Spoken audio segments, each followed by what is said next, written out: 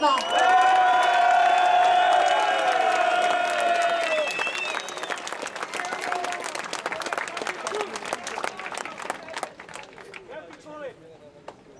Ďakujem za privítanie, priatelia. Všetkým vám tu v Žiline prajem pekný biely deň.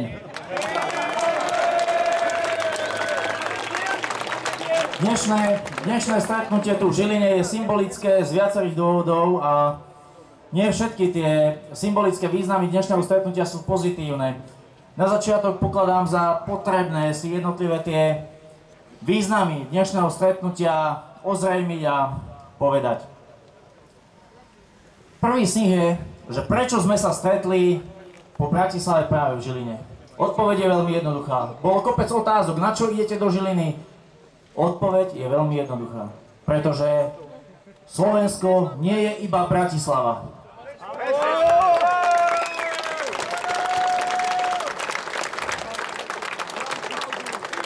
Slovensko je aj Prešov, aj Košice, aj Nitra, aj Trenčín, aj Trnava, aj Banská Bystrica a aj Žilina.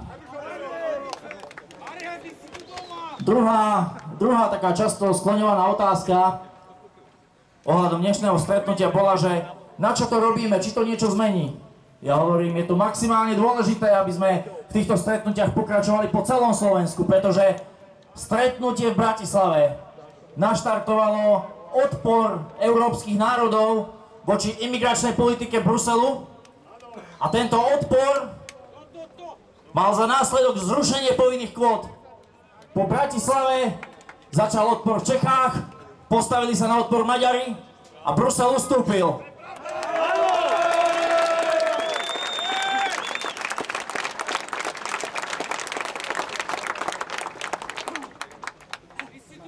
No a tretí význam, tretia otázka, ktorá bola skloňovaná s dnešným stretnutím tu v Žiline, bola, prečo práve na námestí Andreja Hlinku, prečo nie na iných námestiach, keď na tomto námestí mal byť nejaký kultúrny program.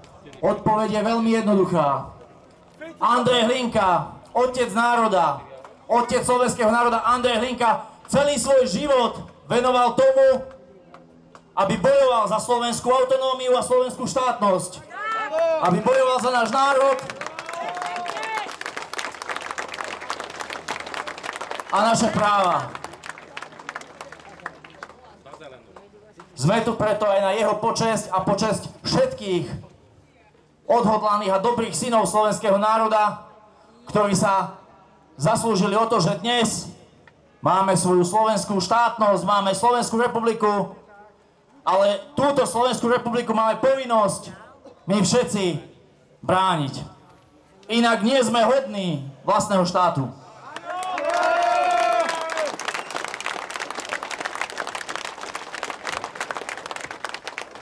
V súvislosti s otcom slovenského národa Andrejom Hlinkom ma však napadá aj veľmi jedna smutná asociácia alebo spojenie.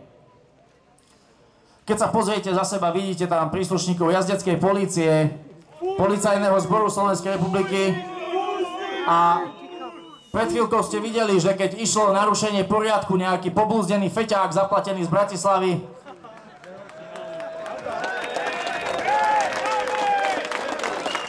tak oni na tých koňoch iba stáli a pozerali sa. Pretože oni tu nie sú na to, aby chránili naše zhromaždenie, oni sú na to, aby keď niekto mocný lusne prstami, pomáhali toto zhromaždenie rozohnávať.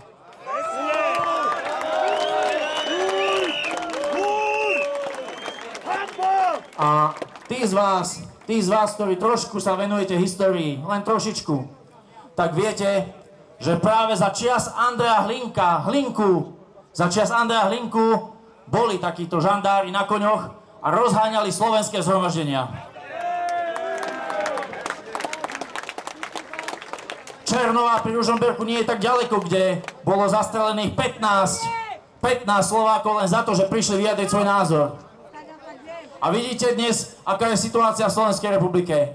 Ľudia, ktorým nie je ľahostajný osud štátu, ľudia, ktorým nie je ľahostajný osud národa, sa v pokoji zhromaždia a polícia tu nie je na to, aby chránila týchto slušných ľudí, nás slušných ľudí, ale aby bola pripravená zhromaždenie potlačiť.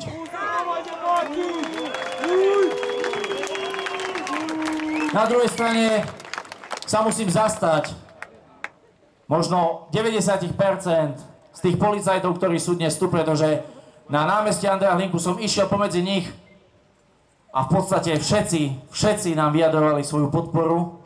Len veľmi málo z nich tam bolo z presvedčenia, ostatní všetci tam boli z rozkazu.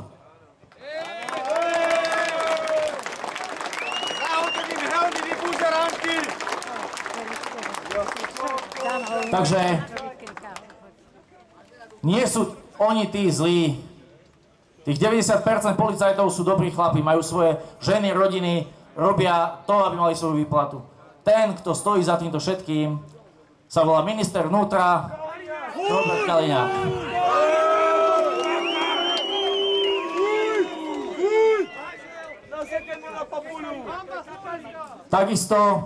Takisto ako keď sa pozrieme spätne znova na tých imigrantov a na to hlasovanie, kto hlasoval za to, aby Slovensko bolo postupne zaplavené imigrantami a úplne zničené, tak nesmieme na týchto ľudí zabudnúť. A tu vidíte za mnou transparent, že za tieto kvóty, za postupné zničenie Slovenska a Európy hlasovali politické strany a ich poslanci Smer, Most, KDH, SDKU a obyčajní ľudia od Matovičova.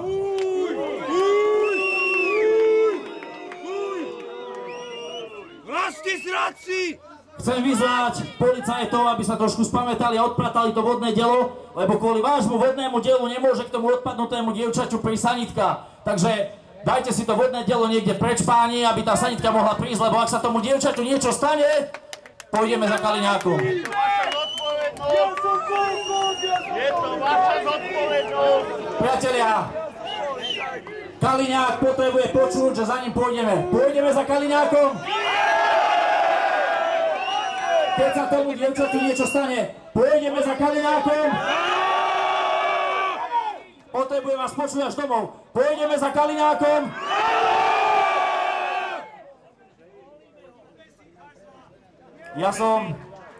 Počkáme, či bude môcť prísť sanitka. Počkáme, či bude môcť prísť sanitka k dievčaťu.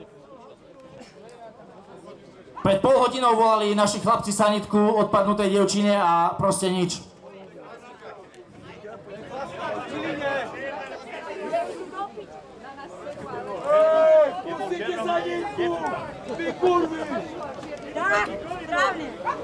Áno, na námestí SMP v Bratislave v 89. Kňažko hovoril, vytvorte koridor, ale vtedy proti ním nestáli vodné diela, ako sú tu dnes proti nám. Nemajú sa si brániť! Vráťme sa naspäť, priatelia, k tým imigrantom. Ako bolo povedané už niekoľkokrát predo mnou, tie kvóty boli zatiaľ zrušené. Boli zrušené len preto, lebo Brusel sa zlakol aktívneho odporu na Slovensku, v Čechách a v Maďarsku. Ale nemyslíme si, že pánov v Bruseli ich myšlienka zničiť Európu prešla. Oni chcú len v tichosti počkať, kým sa ľudia ukludnia, kým stratia energiu, kým to vzdajú a potom nám ich sem budú pomaličky, ale isto sťahovať. Soudruzi! Vlastní zrada! Vlastní zrada! Vlastní zrada! Vlastní zrada! Vlastní zrada! Vlastní zrada! Vlastní zrada! Vlastní zrada! O spôsobe prehodnocovania imigrantov do európskych krajín sa má rozhodovať začiatkom augusta. To znamená, v Bruseli si myslia, že do začiatku augusta ľudia vychladnú, vykašľú sa na to, zabudnú a potom si ich budú postupne prijímať. Rezolúcia, ktorú Európska únia schválila, celý tento proces, však má ďalších 19 bodov. A tie povinné kvóty sú iba jedným z tých bodov. Keď počujete v médiách premiéra alebo aj iných politikov, ktorí hovoria, že Slovensku už nič nehrozí, tak je to len jednoducho rozprávka pre malé deti, aby sme zaspali, aby sme prestali byť ostražití a prestali stáť na stráži za náš národ, na stráži za náš štát.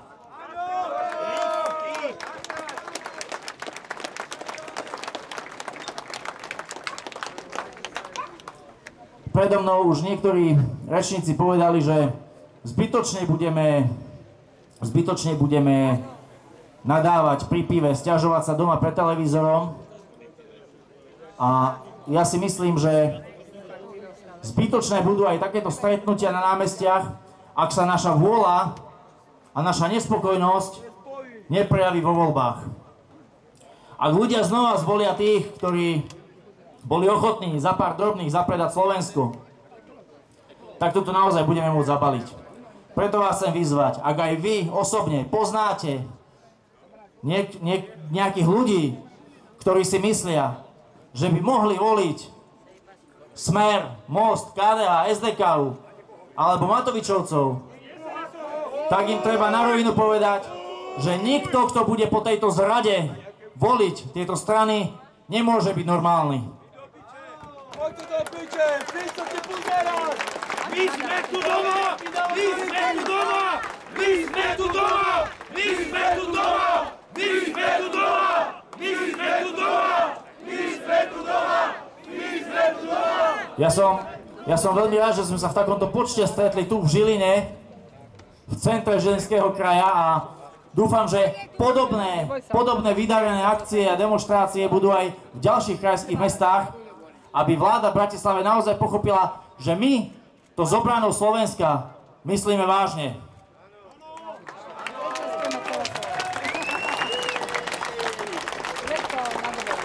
Priatelia, ako sa rozpráva v týchto kruhoch kadejakých ozbrojených zložiek, poviem vám operatívnu informáciu. Polícia ani po našej výzve vodné dielo neustúpila a sanitka sa k dievčatu nedostala.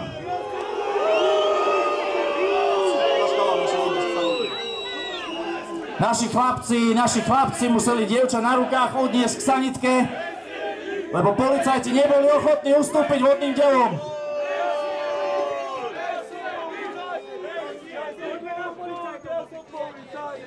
My samozrejme v tejto veci podáme trestné oznámenie na Krajské riaditeľstvo policajného zboru v Žiline.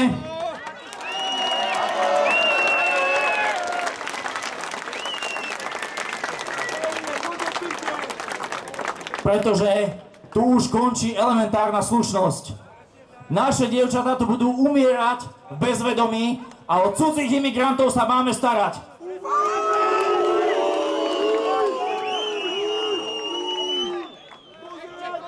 Ja som zvedavý, ako inšpekcia policajného zboru vyhodnotí toto správanie polície. A taktiež som zvedavý, ako skončí feťák Mihály, ktorý sa pokúsil narušiť naše zhromaždenie.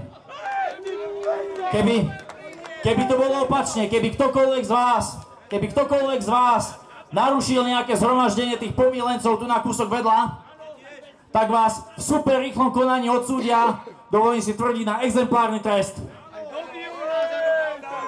Mne neostáva iba jedno, povedať, že ak ten narušiteľ, podľa môjho názoru zaplatený, nebude obvinený z výtržníctva a pravoplatne odsúdený, tak to bol Kaliňákov človek.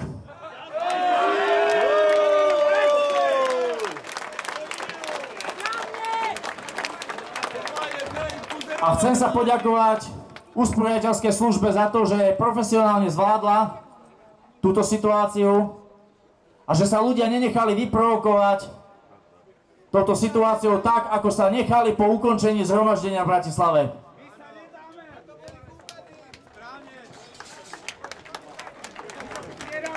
Priatelia, som veľmi rád, že sme sa tu stretli v takomto počte, že dnes v Žiline sme mohli pokojne a inteligentne povedať, že nesúhlasíme a nikdy súhlasiť nebudeme s tým, aby sa pred našimi očami Slovensko zmenilo na multikultúrne bahno, že nebudeme súhlasiť s tým, aby nám naše deti mohli napľúť do tváre za to, že sme nič nerobili, keď išlo do tuhého.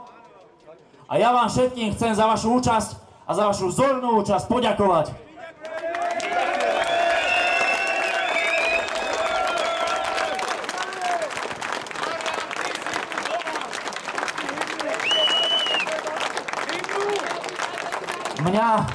Mňa len veľmi mrzí ten incident s tou dievčinou, pretože keby tí zodpovední veliaci zásahu dnes medzi tých policajtov mali aspoň trošku rozumu a trošku nejakého citu, tak sa táto vec nemusela stať.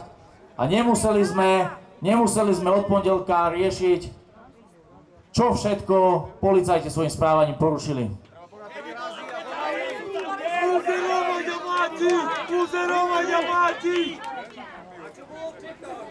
Priatelia, ja vás chcem vyzvať, aby sme nepoľavovali v našej iniciatíve, aby sme neprestávali byť ostražití, pretože náš boj ešte neskončil. Práve začal, presne tak. A preto vás chcem vyzvať, priatelia, tí z vás, ktorí ste ešte nepodpísali našu petíciu proti imigrantom, aby ste to spravili tu na tomto zhromaždení v Žiline. A tí z vás, ktorí chcete pridať viac ruku k dielu, zoberte si petičné hárky, vytlačte si z internetu petičné hárky a vo svojom okolí, vo svojej rodine nazbierajte pár podpisov, pošlite na tie adresy, ktoré sú na nich uvedené a tak pomôžete k tomu, aby sme 150 000 podpisov dali do Národnej rady a žiadali poslancov Národnej rady, aby vykonali vôľu ľudu a ochránili národ a štát.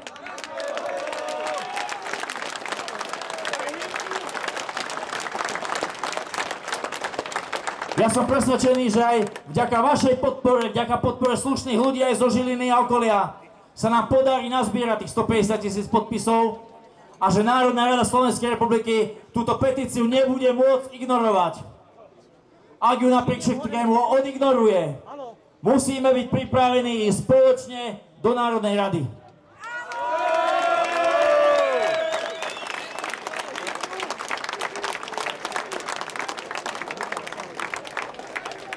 A keď nás vyhodia dverami, vrátime sa oknom.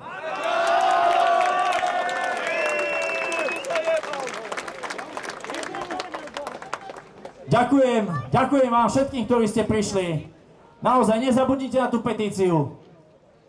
A nenechajte sa ďalej klamať. Do volieb je málo času. Je potrebné, aby každý z nás, ktorý sme dnes tu, aby otváral oči ľuďom vo svojom okolí. Každý jeden hlas je dôležitý.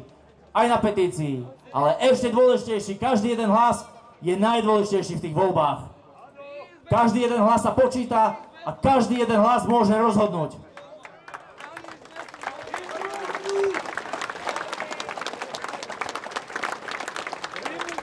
Priatelia, na záver si vypočujeme hymnu Slovenskej republiky, ale tej pôvodnej. Vypočujeme si pieseň, ktorá spája Slovanov po celom svete.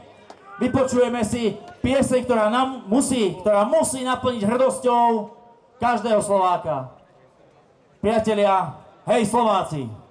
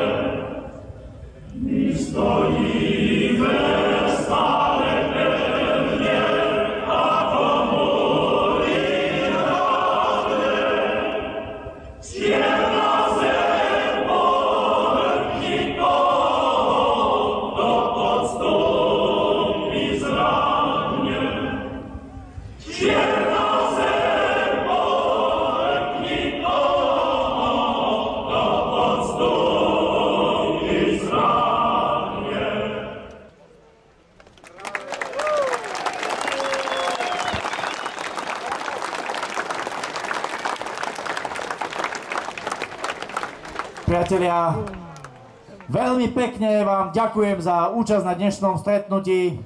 Dúfam, že náš hlas bolo znova počuť do tej Bratislavy a verím, že spoločne už čoskoro sa stretneme v ďalšom slovenskom meste, aby sme aj tam ľuďom povedali pravdu, aby sme im povedali, že dnes sa láme chlieb. Ďakujem pekne.